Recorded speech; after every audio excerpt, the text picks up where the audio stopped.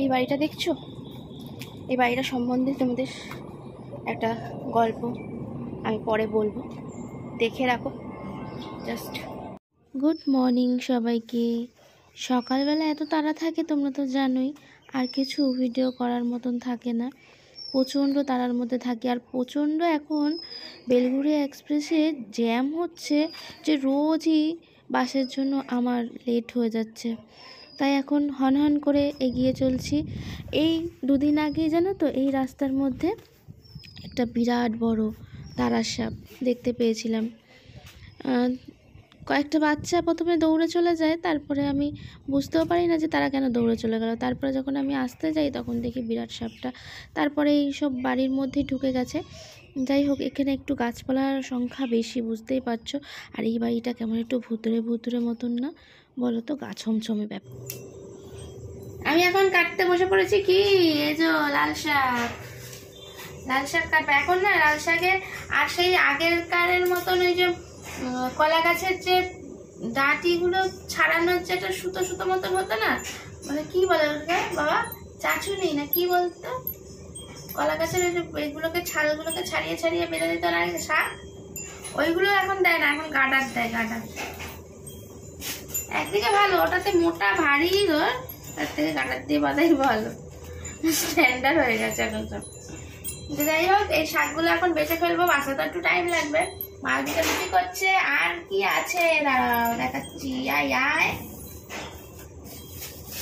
এই বার করি, ওকে বার করি।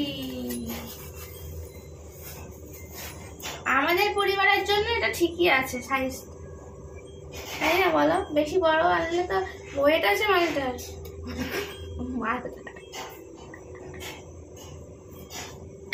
সবাই তোমরা ভাবে কি কথা, যাই হোক কি বলবো, এটাকে ভালো, এটার ওয়েট আছে তাই বলছি। তরমুজটার ওয়েট আছে আর কি, ভারী আছে, দেখতে তো পুটকি ছোট্ট একটুখানি, তাই না বলো?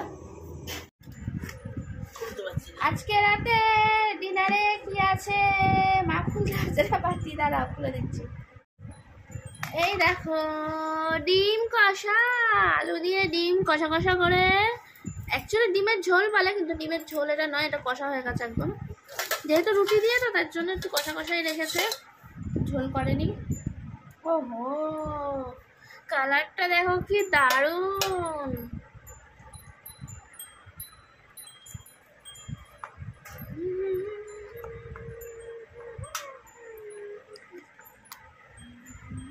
এরকম কষা কষা আইটেম হলে তার মধ্যে একটু সঙ্গে পেঁয়াজ না হলে বেশ ভালো লাগে না, তাই না বলো?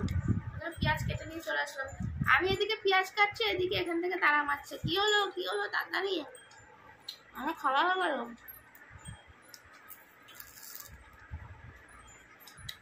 অসাধারণ লাগে আমার পেঁয়াজ দিয়ে, মানে এরকম কষা কষা আইটেমের সঙ্গে একটু পেঁয়াজ হলে, মাংস টাংস হলো তার সঙ্গে পেঁয়াজটা ভালো লাগে।